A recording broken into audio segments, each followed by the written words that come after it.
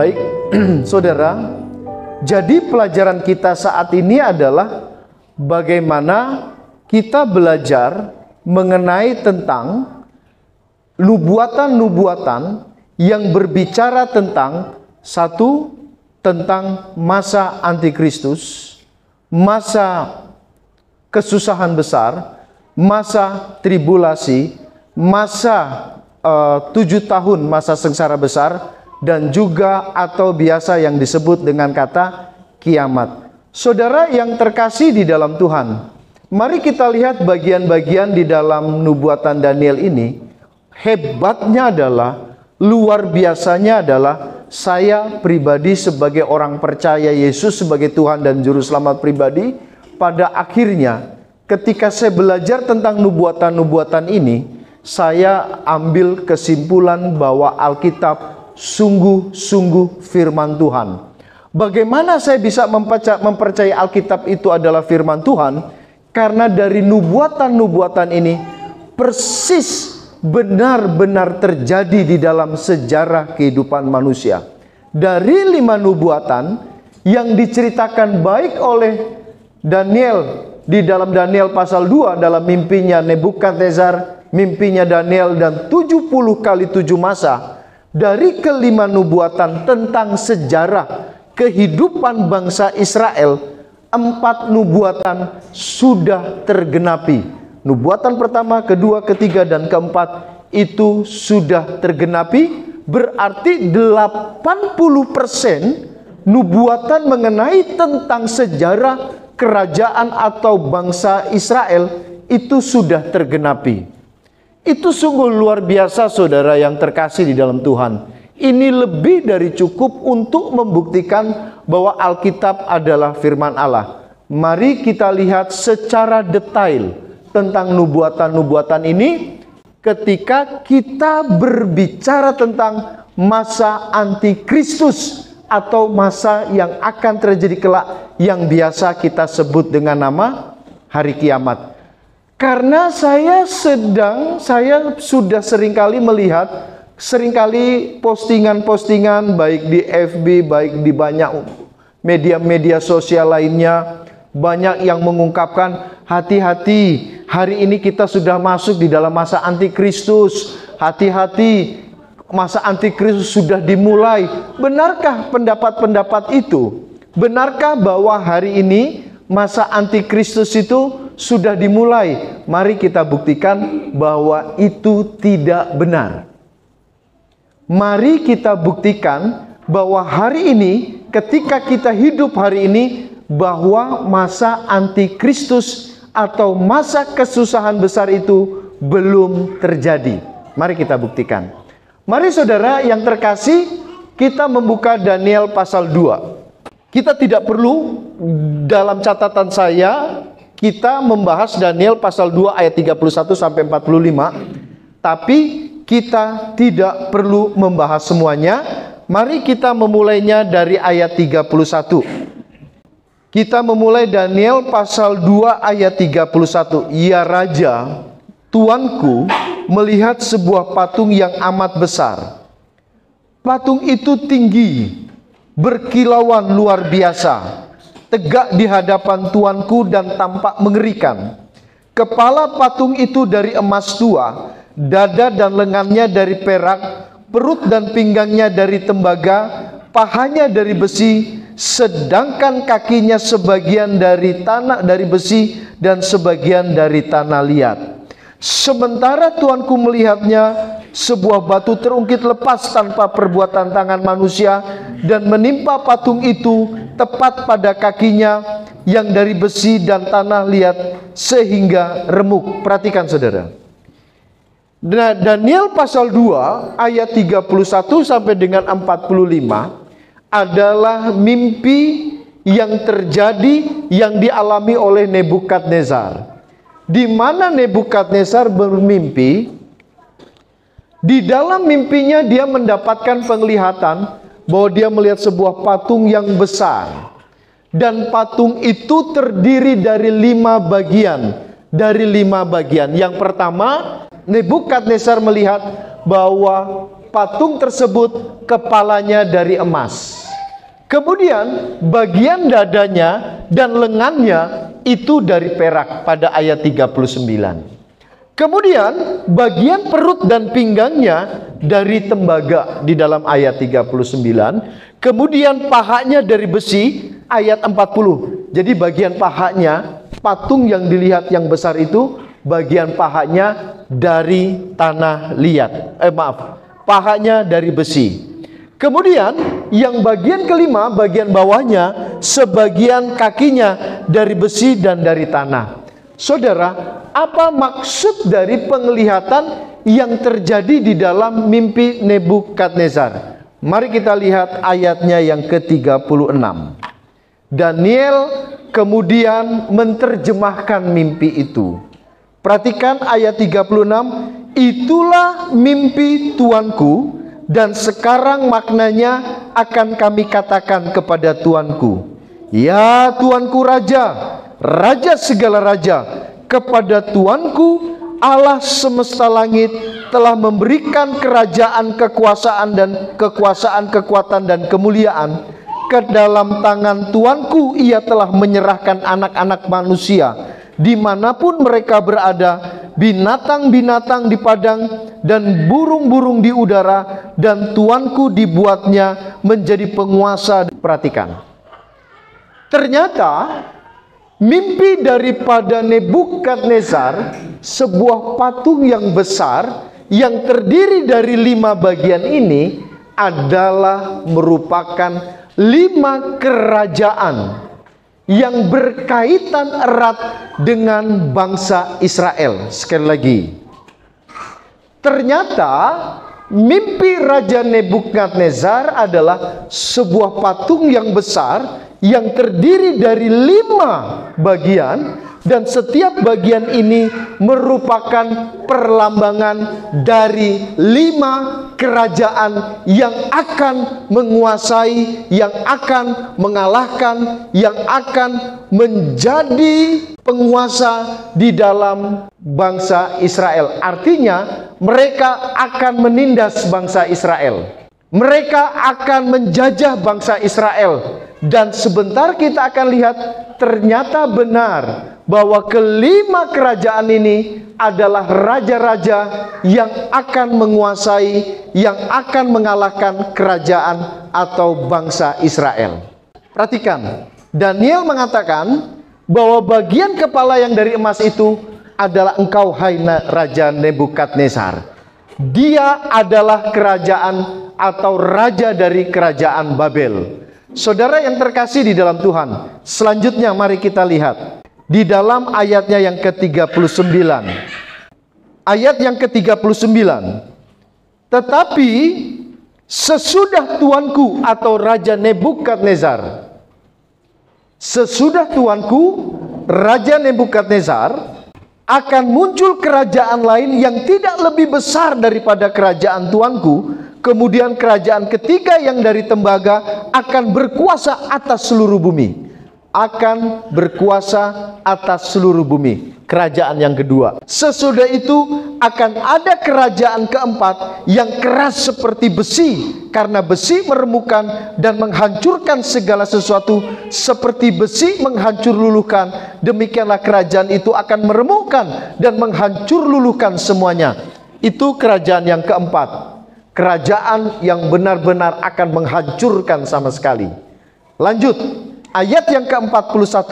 Seperti yang Tuanku lihat, kaki dan jari-jarinya sebagian dari tanah liat, tukang periuk dan sebagian lagi dari besi. Itu berarti kerajaan itu terbagi. Memang kerajaan itu juga keras seperti besi.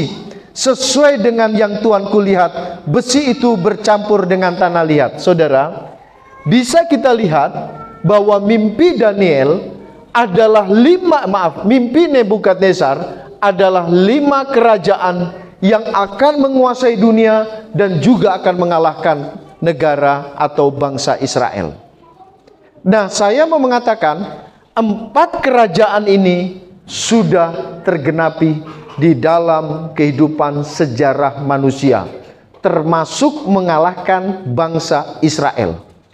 Oke, mari kita lihat mimpi Daniel karena memiliki korelasi, memiliki arti yang sama dari mimpi antara mimpi Nebukadnezar dan juga mimpi Daniel, memiliki kesamaan, yaitu bahwa Daniel juga bermimpi mendapatkan penglihatan ada 5 binatang yang dia lihat. Yang pertama, dia melihat singa, binatang singa. Yang kedua, dia melihat binatang beruang. Yang ketiga, macan tutul. Yang keempat, binatang yang menakutkan dan sangat mendahsyatkan. Dan yang kelima, binatang bertanduk 10. Saudara, ini juga berbicara tentang 5 kerajaan. Mari kita lihat Daniel pasal 7. Pasal 7 ayat yang pertama. Pada tahun pertama pemerintahan Belsyazar, Raja Babel, bermimpilah Daniel dan mendapat penglihatan-penglihatan di tempat tidurnya. Ia pun menuliskan mimpi itu dan berikut ini garis besarnya. Perhatikan, mimpi Daniel di dalam pasal 7, Daniel masih di dalam pembuangan di Babel. Daniel berkata, pada malam hari aku mendapat penglihatan tampak keempat angin dari langit mengguncangkan laut besar, dan 4 binatang besar naik dari dalam laut, yang satu berbeda dengan yang lainnya. Perhatikan, yang pertama rupanya seperti seekor singa dan mempunyai sayap burung Raja Wali. Aku terus melihatnya sampai sayapnya tercabut dan ia terangkat dari tanah. Ia ditegakkan pada kedua kaki seperti manusia dan kepadanya diberikan hati manusia. Binatang yang pertama yang dilihat oleh Daniel adalah binatang singa. Yang kedua, ayat 5, tampak ada seekor binatang lain yang kedua, rupanya seperti beruang. Ia berdiri pada satu sisinya dan 3 tulang rusuk masih ada di dalam mulutnya, di antara giginya. Begini dikatakan kepadanya, ayo makanlah daging sebanyak-banyaknya. Mimpi penglihatan yang kedua adalah binatang beruang. Selanjutnya, ayatnya yang ke-6. Kemudian aku melihat tampak seekor binatang lain, rupanya seperti macan tutul, dengan 4 sayap burung pada punggungnya. Binatang itu berkepala 4 dan kepadanya diberikan kekuasaan. Binatang yang ketiga adalah macan tutul. Kemudian yang keempat, kemudian aku melihat dalam penglihatan malam itu, tampak seekor binatang keempat yang menakutkan dan mengerikan dan sangat kuat. Perhatikan, yang sangat dikatakan apa? Yang sangat menakutkan, sangat mengerikan, dan sangat kuat. Ia bergigi besar dari besi. Ia melahap dan meremukkan serta menginjak-injak apa yang tersisa dengan kakinya. Ia berbeda dari segala binatang-binatang sebelumnya. Ia bertanduk 10. Yang kelima, kerajaan yang kelima adalah bertanduk 10. Saudara lihat, saya mencoba menjelaskan sedikit demi sedikit. Perhatikan. Mimpi-mimpi ini adalah mimpi-mimpi gambaran yang Tuhan nyatakan kepada Daniel sewaktu Daniel ada di dalam kerajaan Babel. Daniel sedang mengalami nubuatan ini, yaitu nubuatan kerajaan yang pertama. Tapi kerajaan yang kedua, ketiga, keempat, dan kelima, Daniel belum mengalaminya. Tapi Daniel diberitahukan oleh Tuhan kepada Daniel bahwa akan ada 5 kerajaan yang akan menguasai seluruh bumi. Dan bukan cuma menguasai seluruh bumi, tetapi mereka juga akan mengalahkan bangsa Israel. Jadi ada dua tanda besar bahwa setiap kerajaan-kerajaan ini akan menguasai seluruh bumi dan juga akan mengalahkan Israel. Sebentar kita akan lihat. Perhatikan, saya akan jelaskan. Yang pertama, kepalanya dari besi adalah kerajaan Babel. Kerajaan Babel itu berdiri dan berkuasa dari tahun 625 sampai dengan 539 tahun. Ingat, tahun-tahun ini jangan saudara tafsirkan dengan tahun yang ada pada kita hari ini, yaitu 365 tahun. Karena kalender orang Yahudi ini dihitung menggunakan kalender orang Yahudi 360 hari. Selanjutnya, yang kedua, dada dan lengannya dari perak. Dalam ayat 39 dalam Daniel pasal 2, kalau di dalam mimpinya Daniel pasal 7, ayat yang kelima, Daniel melihat kerajaan yang kedua seperti beruang. Kalau ini bagian dada dan lengannya, itu adalah kerajaan Media Persia. Berkuasa di bumi tahun 539 sampai dengan 331 sebelum Masehi. Dan ini dalam sejarah kehidupan manusia benar-benar terjadi, karena memang setelah Babel dikalahkan oleh kerajaan Media Persia, dan itu benar-benar terjadi. Apakah kita masih mau meragukan bahwa Alkitab adalah firman Tuhan? Tidak, karena Alkitab benar-benar firman Tuhan. Dan saudara lihat, Anda dan saya tidak perlu terlalu memaksakan diri untuk membela Alkitab, sebab Alkitab mampu membela dirinya sendiri. Sehingga kita tidak perlu membentuk front pembebasan, front pembela Alkitab. Nggak perlu.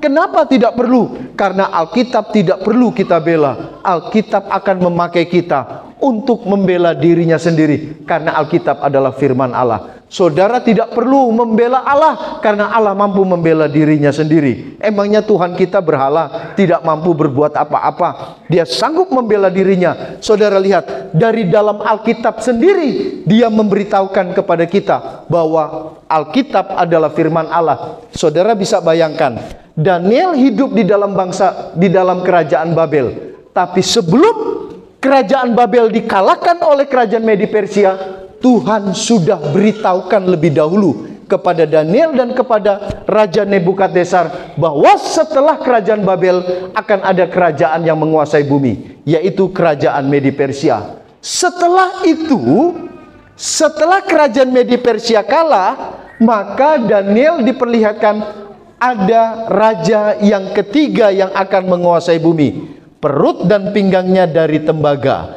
Dalam ayat 39, kalau dalam mimpinya Daniel dalam pasal 7, ayatnya yang ke-6 adalah macan tutul. Ini adalah kerajaan Yunani.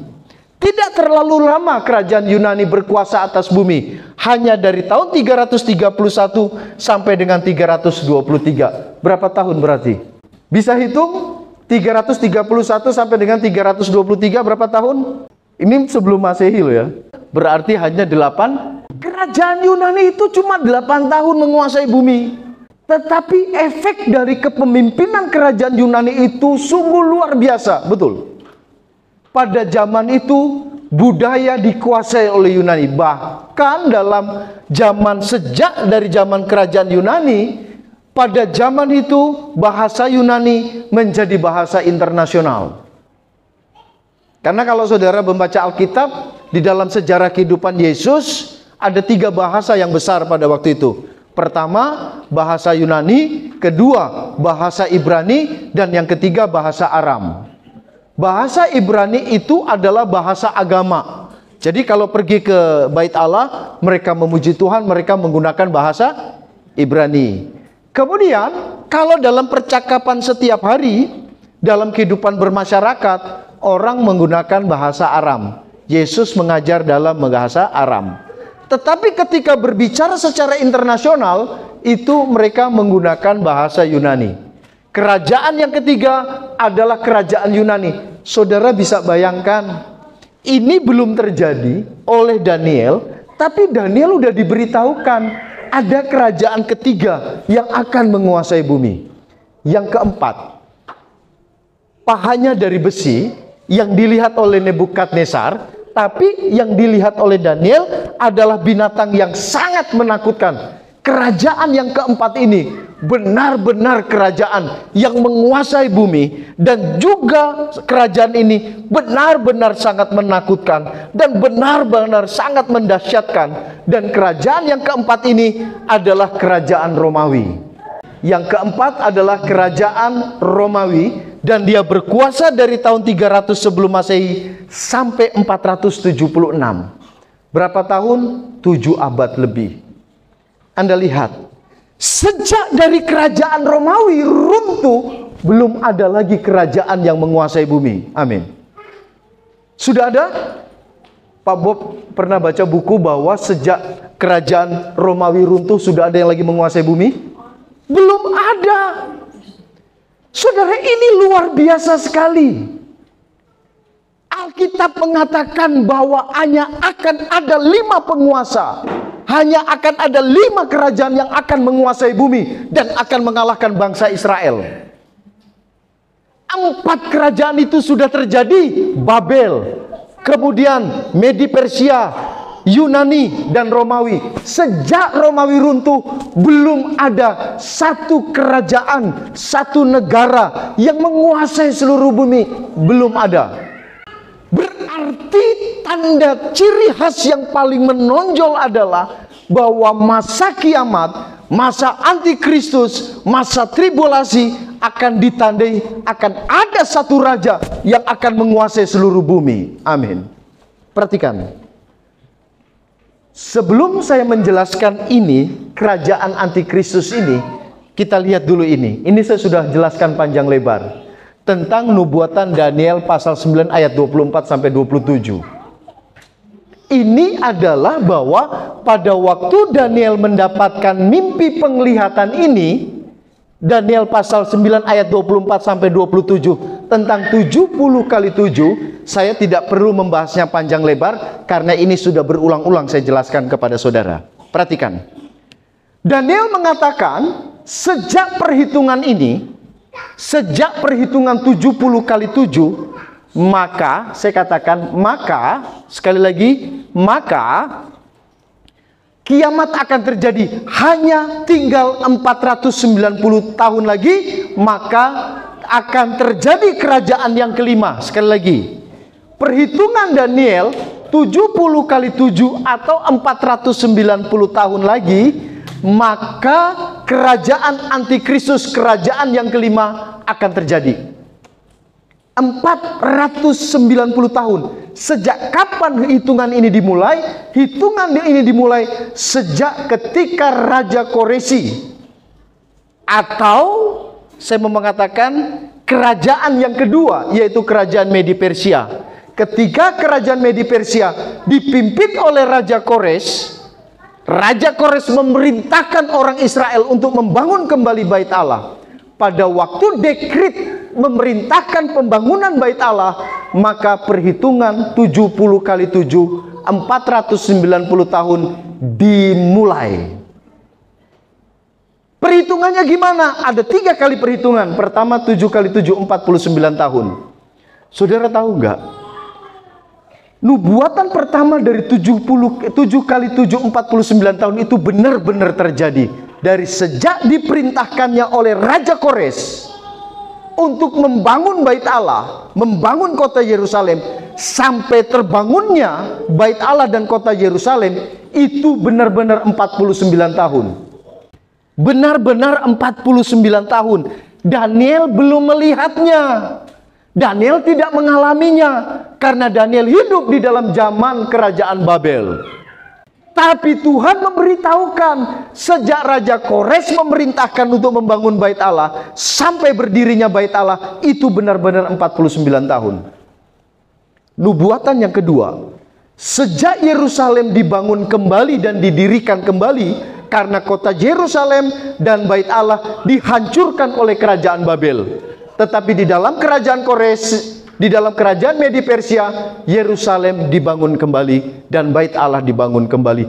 Sejak Bait Allah dibangun, selesai dibangun, kota Yerusalem selesai dibangun, benar-benar terjadi nubuatan yang kedua, 62 kali 7, 434 tahun.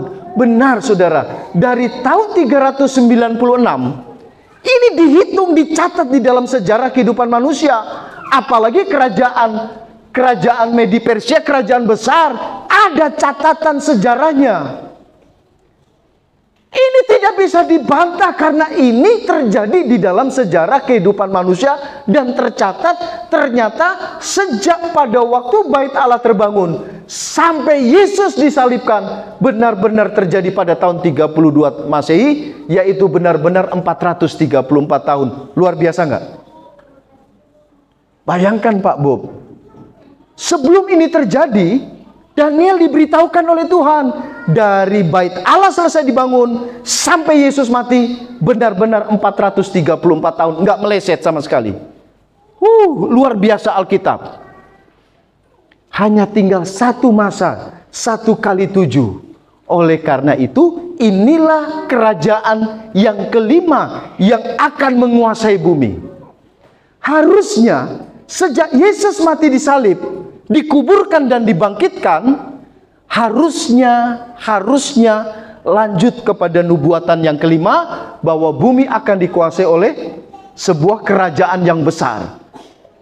Tapi kenapa di antara nubuatan ini 62x7, nubuatan yang keempat, kerajaan yang keempat, dan kerajaan yang kelima, kenapa belum terjadi? Kenapa belum terjadi? Saudara lihat, kenapa banyak orang, Pak Bob saya mau bilang, kenapa banyak orang melihat dari nubuatan ini, menganggap hari ini sudah masa antikris. Karena mereka langsung sambung dari 62x7 dengan 1x7 langsung disambung. Anehnya adalah ini diterjemahkan secara literal 49, ini diterjemahkan secara literal 434 karena kebingungan. Karena faktanya udah ribuan tahun, maka ini ditafsirkan secara alegoris. Salah. Ada jawabannya. Kenapa setelah kerajaan yang keempat menguasai bumi, dan sekarang belum ada kerajaan lagi yang menguasai bumi? Kenapa? Saya mau jelaskan, saudara. Perhatikan baik-baik. Kenapa kerajaan kelima belum terjadi? Kenapa masa antikristus yang terjadi hanya 7 tahun? Jadi perhatikan saudara, kerajaan yang kelima ini hanya berkuasa di bumi selama 7, tidak lebih. Karena itu disebutkan dengan masa 7 tahun sengsara besar. Masa antikristus akan berkuasa di bumi hanya 7 tahun. Perhatikan, kenapa belum terjadi? Karena di sini saudara, saya kasih garis yang besar. Saudara lihat, karena di antara kerajaan keempat dan kelima, di antara nubuatan 62x7 dan 1x7, itu ada kotak besar.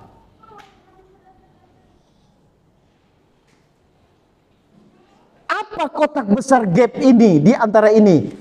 Karena di antara kerajaan keempat dan kerajaan kelima ada satu zaman yang tersembunyi, yang tidak Tuhan nubuatkan di sini. Amin. Yang tidak diberitahukan oleh Tuhan. Karena itu zaman ini disebut dengan zaman misteri, karena tidak dinubuatkan. Zaman ini disebut dengan zaman rahasia, karena Tuhan tidak nubuatkan. Zaman ini adalah zaman kita sekarang, yaitu zaman rahasia atau zaman misteri atau zaman anugerah. Jadi zaman kita hari ini, kita hidup hari ini adalah zaman yang tidak dinubuatkan oleh Allah. Zaman yang misteri, yang tidak ada hubungannya dengan peristiwa-peristiwa ini. Sehingga karena tidak ada hubungannya dengan peristiwa ini, maka zaman anugerah tidak berhubungan dengan masa antikristus. Amin. Sehingga kita tidak akan mengalami masa antikristus. Jangan takut dibohong-bohongi. Hati-hati. Lihat perang, lihat ada belalang banyak-banyak. Di Sumatera ada belalang, ada gempa. Saya mau bilang, masa antikristus ini penderitaannya tidak pernah terjadi dan tidak akan terjadi dan tidak akan pernah terjadi lagi. Suatu penderitaan yang sungguh luar biasa. Ya, sungguh luar biasa dan sangat menakutkan sekali. Perhatikan, zaman misteri. Saudara, saya sudah jelaskan beberapa minggu yang lalu bahwa masa anugerah, masa misteri ini ditandai dengan, diakhiri dengan kedatangan Yesus di angkasa. Amin. Yesus datang di angkasa, kemudian orang-orang mati dibangkitkan, orang yang masih hidup, orang percaya yang masih hidup. Perhatikan, orang yang percaya kepada Yesus yang masih hidup waktu Yesus datang di angkasa, baik yang dibangkitkan, baik yang masih hidup, orang percaya tubuhnya diubahkan dulu. Diubahkan menjadi seperti tubuh orang yang dibangkitkan. Seandainya Yesus tahu-tahu pas kita ibadah seperti ini, Yesus datang di angkasa, saudara dan saya tidak perlu mati dulu dan bangkit, tidak perlu. Yang terjadi adalah orang-orang percaya yang ada di kubur bangkit. Mungkin di dalam kubur tinggal tulang, tapi waktu bangkit dia bukan bangkit dalam bentuk tulang, tapi sudah menggunakan tubuh surgawi. Amin. Kita yang masih hidup seperti ini, pada waktu Yesus datang tidak perlu mati, tapi yang benar adalah kita diubahkan tubuh kita menjadi tubuh seperti orang yang dibangkitkan dan kita terangkat. Amin. Berarti yang tertinggal di bumi siapa? Siapa yang tertinggal di bumi? Orang yang tidak percaya yang tinggal di bumi, dan kemudian mereka lah yang akan mengalami kerajaan yang kelima. Amin. Kerajaan masa antikristus ini kita tidak mengalami karena kita sudah terangkat. Amin. Oke. Nah, mari kita lihat. Masih boleh? Masih bisa saya tambah lagi waktunya? Masih boleh? Atau sudah stop dulu Pak? Saya sudah mulai jenuh nih. Masih boleh? Oke. Mari kita lihat Daniel pasalnya yang Daniel pasal 7. Saya mau jelaskan ini. Sedikit saya jelaskan tanda-tanda bahwa masa antikristus akan dimulai. Perhatikan. Daniel pasal 7 ayat 19 kita mulai baca. Aku ingin mendapat penjelasan tentang binatang keempat yang berbeda dari semua binatang yang lain. Jadi Daniel minta penjelasan kepada malaikat tentang kerajaan yang keempat ini, yang sangat menakutkan ini. Kerajaan Romawi itu, yang sangat menakutkan dengan gigi besi dan kuku tembaganya, yang melahap dan meremukkan serta menginjak-injak apa yang tersisa dengan kakinya. Dan tentang 10 tanduk yang ada di kepalanya. Jadi binatang yang keempat itu, yang sangat menakutkan itu, di kepalanya ada 10 tanduk. Jadi binatang ini bukan cuma menakutkan, sangat ganas, sangat jahat, tapi di kepalanya ada tanduk 10, penglihatan Daniel. Dan tentang 10 tanduk yang ada di kepalanya juga tentang tanduk lain yang tumbuh. Di kepalanya juga tentang tanduk lain yang tumbuh sehingga patahlah 3 tanduk. 3 tanduk. Tanduk itu mempunyai mata dan mempunyai mulut yang menyombong, serta rupanya lebih besar daripada tanduk-tanduk yang lain. Aku melihat tanduk itu berperang melawan orang-orang kudus. Berperang melawan orang-orang kudus dan mengalahkan mereka, sampai yang lanjut usianya datang dan keadilan diberikan kepada orang-orang kudus milik yang maha tinggi, dan waktunya tiba orang-orang kudus itu memegang pemerintahan. Perhatikan, beginilah katanya, binatang keempat itu kerajaan keempat yang akan ada di bumi, yang berbeda dari segala kerajaan, yang menelan seluruh bumi, menginjak-injak dan meremukkan. Jadi keempat kerajaan ini akan menguasai bumi, akan menginjak-injak bumi. Ini sama dengan Daniel pasal 2, mimpi yang dilihat oleh Nebukadnezar. Supaya nggak lama, Daniel pasal 7 tadi. Perhatikan ayat yang ke-24. 10 tanduk itu 10 raja yang muncul dari kerajaan itu. Berarti perhatikan saudara, perhatikan. Jadi 10 tanduk itu melambangkan tentang 10 raja yang keluar dari binatang yang menakutkan. Berarti nanti di dalam masa antikristus, sebelum masa antikristus terjadi, bumi akan dikuasai, dipimpin hanya oleh 10 presiden. Dari mana 10 presiden itu? Mereka semua adalah negara-negara yang pernah menjadi jajahan dari kerajaan Romawi. Saya pikir pasti bukan dari Amerika, Bu Cecilia. Karena Amerika tidak pernah dijajah oleh Romawi. Ini kemungkinan besar Eropa dan Asia. Raja apa saja, negara apa saja, nggak ada yang tahu. Jangan tafsir-tafsir macam-macam. Yang jelas ada 10 presiden yang akan menguasai bumi. Lanjut, perhatikan. Ayat 24 dalam Daniel pasal 7. Sesudah mereka akan muncul seorang raja. Dia berbeda dari raja-raja sebelumnya dan akan merendahkan 3 raja. Perhatikan. Saya gambar di sini. Saya hapus ya. Boleh saya hapus ya? Nanti di bumi akan dikuasai oleh 10 tanduk atau 10 presiden. 1, 2, 3, 4, 5, 6, 7, 8, 9, 10. Kemudian muncul 1 tanduk kecil dari kerajaan yang keempat itu. Dan tanduk si kecil ini yang kelihatannya imut-imut kecil, tapi ternyata dia bisa mengalahkan, menundukkan 3 raja ini. Dan akhirnya bumi dikuasai oleh 8 raja. 1, 2, 3, 4, 5, 6, 7, 8. Tapi perhatikan ayat selanjutnya. Ayat 25. Ayat 24. 10 tanduk itu, 10 raja yang muncul dari kerajaan itu. Sesudah mereka akan muncul seorang raja. Dia berbeda dari raja-raja sebelumnya dan akan merendahkan 3 raja. Ia akan mengucapkan kata-kata menentang yang maha tinggi, menganiaya orang-orang kudus milik yang maha tinggi, dan berusaha mengubah waktu dan hukum. Mereka akan diserahkan ke dalam tangannya selama 1 masa dan 2 masa dan 3 masa, 3,5 tahun. Perhatikan. Pada akhirnya, saudara, apa yang terjadi? Pada akhirnya, ke-7 raja ini memberikan seluruh kekuasaannya kepada 1 raja ini. Raja inilah yang kita sebut dengan nama Antikris. Jadi Antikris ini bukan setan, tapi seorang manusia, di mana seluruh kekuatan setan didelegasikan kepada Antikris.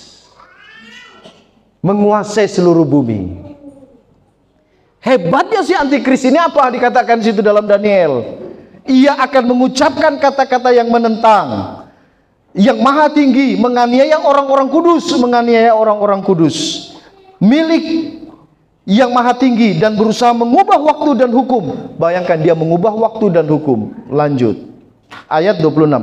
Lalu majelis pengadilan akan duduk dan kekuasaannya yang akan dicabut dan dimuntahkan dan dihancurkan sampai lenyap. Pemerintahan, kekuasaan dan kebesaran kerajaan-kerajaan di bawah semesta langit akan diberikan kepada orang-orang kudus, umat yang maha tinggi. Pemerintahan mereka pemerintahan yang kekal, dan segala kekuasaan yang akan mengabdi dan yang patuh kepada mereka. Perhatikan, si Antikris nanti saya akan jelaskan lanjutnya di lanjutan materi-materi berikutnya, dalam minggu berikutnya, dalam materi tentang masa Antikristus. Kita akan belajar secara detail masa Antikristus. Perhatikan, si Antikristus akan menguasai di bidang sosial, politik, ekonomi, dan kebudayaan. Akan menguasai bumi. Seluruh bumi akan dikuasai oleh Antikris. Dan ingat, sebelum saya menjelaskan secara detail, si Antikris akan ditemani oleh seorang yang namanya nabi palsu. Nabi palsu ini bikin patung yang bentuknya rupa si Antikris. Dia, nabi palsu, bergerak di bidang keagamaan. Agama yang baru sama sekali, yang belum pernah ada. Dan pusat penyembahannya bukan kepada Tuhan, tetapi pusat penyembahannya kepada Antikris. Setiap orang dipaksa untuk menyembah kepada patung ini. Kalau sudah menyembah, akan dicap angka 666 di lengan dan di dahi. Sudah minum anggur murka Allah. Perhatikan, sampai di sini kita bisa melihat bahwa Antikris akan menguasai seluruh bumi. Di bagian akhir materi ini, perhatikan tanda bahwa masa Antikris akan dimulai. Kita lihat Lukas pasal 21. Kita lihat Lukas pasal 21 ayat 20. Perhatikan, ini sangat penting sekali untuk melihat tanda-tanda itu tentang akhir zaman. Apabila kamu melihat Yerusalem dikepung oleh tentara-tentara, ketahuilah bahwa keruntuhannya sudah dekat. Pada waktu itu hendaklah orang-orang di Judea melarikan diri ke pegunungan, dan orang-orang yang di dalam kota mengungsi, dan orang-orang yang di pedusunan tidak masuk lagi ke dalam kota. Perhatikan, tanda, salah satu dari sekian tanda yang menarik adalah bahwa masa antikristus diawali dengan bahwa Yerusalem atau Israel akan dikepung oleh tentara-tentara, akan diserang oleh tentara-tentara dari negara-negara sebelah, tetangga mereka. Yerusalem dikatakan akan dikepung, dan pada akhirnya Israel tidak mampu berbuat apa-apa. Dan apa yang dilakukan oleh Israel ketika dia tidak mampu berbuat apa-apa? Kita datang ke dalam Daniel pasal 9. Mari kita lihat Daniel pasal 9 ayat 27. Ayat 27, raja itu kata raja adalah merujuk kepada antikristus. Raja itu akan membuat perjanjian itu menjadi berat bagi banyak orang selama 1 kali 7 masa. Ada perjanjian. Bagian ini ditafsirkan bahwa tadi saya jelaskan Israel terjepit oleh tentara-tentara yang mengepung mereka. Ketika mereka tidak mampu berbuat apa-apa, ketika Israel tidak mampu berbuat apa-apa, maka terjadilah perjanjian, penandatanganan, meminta bantuan kepada antikris, dan kemudian antikris memberikan bantuan, berjanji memberikan bantuan kepada Israel untuk membantu mereka keluar dari serangan itu. Ketika penandatanganan terjadi, disitulah dimulainya masa antikris. Karena antikris berjanji akan apa? Raja itu akan membuat perjanjian itu menjadi berat bagi banyak orang selama 1 kali 7 masa. 7 tahun masa antikristus. Dimulailah masa antikristus. Makanya nanti kita lihat di dalam peristiwa rentetan masa tribulasi, masa antikristus, antikristus datang di hadapan orang Israel seperti seorang juru selamat bagi Israel dan bagi dunia, seperti memberikan jawaban bagi dunia. Karena memang antikristus dia berpura-pura seperti tugasnya Yesus sebagai juru selamat, memberikan bantuan 7 tahun. Saudara yang terkasih, ketika penandatanganan 1 kali 7 itu, maka dia berkuasa atas seluruh bumi. Nubuatan kerajaan yang kelima menguasai bumi terjadi. Tapi berita sukacita kita pada hari ini apa? Ternyata kita orang-orang percaya pada masa ini, kita tidak akan mengalami masa antikristus. Karena nanti sebelum masa antikristus, kita semua sudah terangkat. Minggu depan, 2 minggu depan, kita akan belajar lagi lanjutannya mengenai peristiwa-peristiwa apa saja yang akan terjadi di dalam masa antikristus. Kalau saudara tidak datang, saudara rugi besar, karena saudara tidak akan mengikuti peristiwa cerita yang indah yang akan kita pelajari di dalam kitab Wahyu. Banyak orang bertanya, kenapa banyak pendeta, banyak gereja tidak berkhotbah, tidak mengkhotbahkan kitab Wahyu di tempat ini? Saudara akan belajar kitab Wahyu. Amin. Nah, dalam minggu-minggu berikut kita akan terus mengupas kitab Wahyu. Biarlah firman Tuhan ini menguatkan kita dan nama Yesus boleh dipermuliakan.